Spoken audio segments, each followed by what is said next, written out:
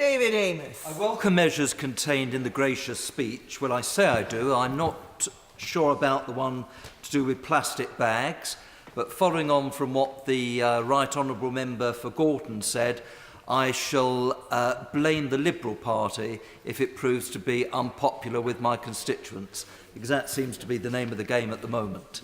I thought the state opening of Parliament, as ever, was a great occasion. But, of course, this House continues to be diminished as far as I'm concerned. I've spoken on every occasion on the first day of the gracious speech, and I think we only have to look around to see that we are somewhat struggling for numbers. Now, whether that is for other reasons, I do not know, but I think it's symptomatic of what's happening in the House, because ministers who are splendid people, whatever party they belong to, their powers seem to be increasingly diminished. They seem to have lost powers to unelected bodies, unelected quangos, not to mention the European Union.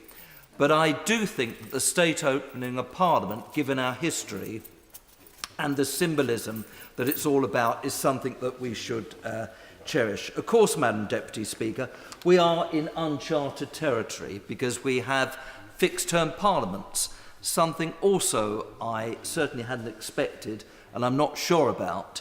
But given that this is the first time we've had a fixed-term parliament, it means that normally when you come to the final gracious speech, you think that you will be struggling for time available. Well, on this occasion, we have a full year, so no doubt we will be able to see the proposals onto the statute book. But again, I say to the House, there's no point us legislating on things if it's hit and miss as to who is caught and who avoids things. We have to see that laws are robustly enforced. I certainly wish to congratulate the proposer and seconder of the gracious speech. I thought both their contributions were very interesting. My honourable friend, the member for Portsmouth North, I would say that she positively sparkled. In every sense, it was a splendid speech, but I wouldn't have expected any more of her, given her wonderful performance in, I think it was called, A Bigger Splash. Now, we come here following local and European elections. I know what our parties are saying, but I do hope under the radar we are actually taking notice of the messages given by the electorate. If we do ignore them, we ignore them at our folly. So I don't know if the gracious speech was in any sense rewritten, but the end sentence says measures will be laid before us. So I look forward to hearing what those measures will be. On a positive note, I welcome the Small Business Bill. We are a nation of small shopkeepers, and my constituency in particular has many small and medium-sized businesses, such as Strangeways Boutique Salon in Leigh-on-Sea, which was recently commended on being named as having the top 100 apprenticeship employer. The bill, Madam Deputy Speaker, has come at the right time, as the Bank of England has recently announced that loans to smaller businesses has fallen by £700 million in the first 3 months of the year. The banks have learnt absolutely nothing from the crash as far as I'm concerned, and it's about time there was a root and branch shake-up at Barclays Bank. I'm not at all convinced by any of the statements made by the chairman of that bank, frankly. Small businesses across the country have been struggling to get the vital cash flow, in spite of what the banks say that they need to grow, and for some it is even leading to insolvency. The government, however, I'm delighted to say, is on the side of businesses, and this bill proves it. One problem that small businesses face is that of late payments, and this is something the government has led by example in making sure that they deal with that situation in terms of their own bills. All government departments have now included in their contract requirements for main contractors to pay suppliers, which will provide additional financial security. So I think this bill takes this principle and applies it to the private sector through tackling late payments and strengthening the prompt payment code, which improves transparency and creates a small business bank. I also welcome the legislation the government plans to introduce on zero-hour contracts. On exclusivity clauses, it's crazy at the moment that once someone signs a contract that has no given hours, they are then barred from working for any other company. This is undoubtedly a massive hindrance for those who want to have a flexible working pattern but want to work more hours. The Labour Force Survey has recently estimated that over 500,000 people are on zero-hour contracts. This is a significant amount of people, and I'm delighted that we are legislating on it. Furthermore, the constituency I represent, it's well known, has the most centenarians in the country. Indeed, we are in the Guinness Book of Records for that fact. So I've obviously got a vested interest in pensions. And I can well remember the former Labour Prime Minister in 1997, who was then the Chancellor of the Exchequer, at one fell swoop, absolutely destroying pensions in this country. And here we are in 2014 trying to put it back together again. We absolutely inherited a broken pension system from what had gone on before. And this bill gives pensioners the freedom to take control of their own finances, allows them to take a significant amount of their pensions on retirement without facing aggressively high taxes as a punishment. The current system, I think, stifles innovation and allows pensioners little choice about how they invest their pension, whereas the new system will allow far more competition, choice and consumer control.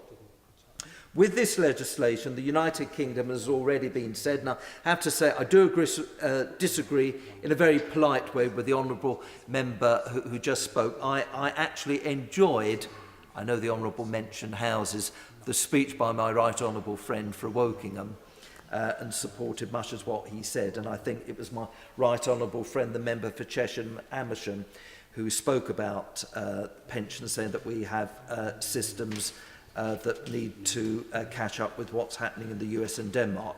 I'm also happy to see a change to collective pensions, which will provide better value through the pooling of funds of thousands of pensioners together, and thereby spreading costs and risk in a similar way to car insurance. This will also remove the necessity of pensioners having to buy an annuity. Instead, pension schemes will pay money directly to them, avoiding the third party and providing better value for those facing retirement. These pensions reforms are more flexible, provide better value and give pensioners much more choice. The modern slavery bill. I recently asked a parliamentary question to the Justice Minister on support for victims of modern day slavery. So I'm very, very pleased, given that it's shocking that thousands of people are still victims of slavery through forced labour or in the sex industry. And I'm very glad that my honourable friend, a former member of this House who's done great work on this issue, it seems as if the government has picked up in terms of legislation. Because modern day slavery is a scourge on this country. It really needs to be addressed, and I'm absolutely delighted that this government will be tackling it. And I'm happy to hear that the bill will increase the maximum sentence for human trafficking and provide courts with more powers in this area, so that we can give a clear message that this crime has absolutely no place in modern Britain. Now, I'm sure if the Member of Parliament for the Green Party was here, she would violently disagree with me about fracking. But I am very pleased to see this legislation. From what I can see, it's one of the most sensible options for the future energy supply of this country, being both cleaner and more environmentally friendly than other fossil fuels, and providing massive potential for investment. And I've been told by one of the lobbyists that, given that I was the promoter of the small warm homes and energy conservation bill, which became an Act of Parliament, there may even be an opportunity to amend the legislation which will help underpin what we're trying to do in terms of warm homes. Now, not included in the legislation was a measure on the European Union referendum. I think it's very healthy that the Labour Party has set out very clearly where they stand on this issue. Very good that the Liberal Party have set out where they stand on this issue, and very good that my own party has set out where they stand on this issue. But on the doorstep, it clearly was not understood by the general public. They do not understand that you have to legislate, to have a referendum. They do not understand that if the Conservatives win the next election, it will take the then Prime Minister time to try to renegotiate the treaty. That clearly is one message my own party should reflect on. So I don't know if it's possible, but I would very much hope that if the Conservatives do win the next election, that we quickly renegotiate our membership and perhaps could say that we'd have a referendum in 2016. But the point that I'm coming to, Madam Deputy Speaker, certainly if I'm pulled out number one in the private members' ballot, I would promote a bill to secure a referendum. And the one question that I know on the first day we don't have a minister replying, but 4 or 5 days later, whoever is replying, if one of the Conservative members promotes such a bill, I would be very interested to know if it is the intention of the government to invoke the Parliament Act if we have similar treatment to our honourable friend previous efforts to talk out the bill. I hope that we will use the Parliament Act. As an animal lover, I was very disappointed that the Wild Animals in Circuses bill was not in the gracious speech. I do hope that we reflect on that and perhaps can introduce it later. As far as a data sharing bill is concerned, I don't think it's a good idea to allow government departments to share data on people who owe debt to public bodies. It seems that more and more private data is being made more widely accessible. So can we really trust government departments to share this information safely and securely? I can see the headlines of this going quite wrong. However, while on the subject of the civil service, I absolutely approve of the legislation in the gracious speech to crack down on this ridiculous situation of highly paid civil servants and NHS executives getting large redundancy payoffs before getting a similar job in the same year. Absolutely ridiculous. Senior civil servants and NHS executives, such as those at the Mental Health Foundation SEPT, which serves my area and my constituency, they're paid far too much money, and it is a terrible waste of public taxpayers' funding as far as I'm concerned. Now, whilst on the subject of data sharing, perhaps the government could consider addressing an anomaly in measures to be brought before us to the Freedom of Information Act 2000. That those who request information be identified so that the public, as well as organisations, are aware of who is actually making the inquiry. It's an absolutely ridiculous situation that there is anonymity at the moment. So I would urge the government to address the articles of the Act that the former Labour Prime Minister Tony Blair added, stating that the law would not apply to him. At least it would be reasonable for one to assume that this wording was added by the former Labour leader. As we all now know, Mr Blair's letters to President George Bush during the Iraq era would not be published. This is absolutely ridiculous. And I feel very, very strongly, Mr Deputy Speaker, on this issue, because one of those people who voted for the war against my better judgment, I want to know if I was misled on that occasion where, unlike now, the House was packed. And I feel it's totally wrong, having waited, 4 years for the Chilcot report, that now we're going to hear we're only going to get edited letters. Absolutely unsatisfactory, and I would expect the government that I support to do something about it. It's good to see the deregulation bill has carried through from the last session, removing unnecessary and burdensome legislation. One area, however, that is not regulated enough is that of abortion clinics. The last time abortion clinics were investigated, bad and even illegal practice was found to be rife throughout the system. with the Metropolitan Police currently deciding on how to proceed against 67 doctors who were investigated for pre-signing abortion certificates without knowing anything about the woman, it is incumbent upon Parliament, if we are to be worthwhile, to put mechanisms in place to ensure best practice. This should mean, in practice, annual, unannounced inspections of a percentage of abortion clinics, which is not happening at the moment. So it's crazy that we have all these unnecessary regulations and laws, but one that actually deals with life itself, which is what we're all about, there doesn't seem to be any regulation at all. And the final measure, Mr. Deputy Speaker, I would have liked to have seen in the gracious speech is that for a national cemetery. You travel the world and there are national cemeteries. We don't have one.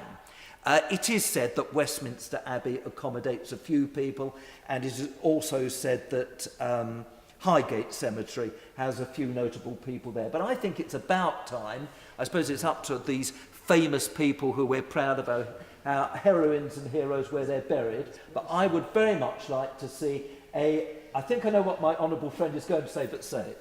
Mr. Deputy Speaker, I'm grateful to my honourable friend for giving way and also for apparently claiming the gift of second sight.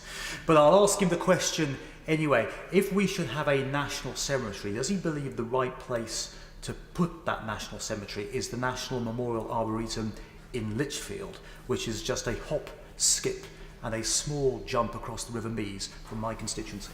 Now, my honourable friend has thrown me because we recently together visited a national cemetery in a different country. I thought my honourable friend was going to say how wonderful that is. Look, I'm not going to get involved in the merits of Lichfield. It would probably be splendid, but I'm rather tempted to suggest Southend-on-Sea. But no doubt it should, I suspect, be in the centre of the country. So, and finally, Mr. Deputy Speaker, I would say it was said that the government is running out of steam. As far as I'm concerned, after the next election, it is full steam ahead with a Conservative government without being involved in this wretched coalition. Done by. Thank you very much.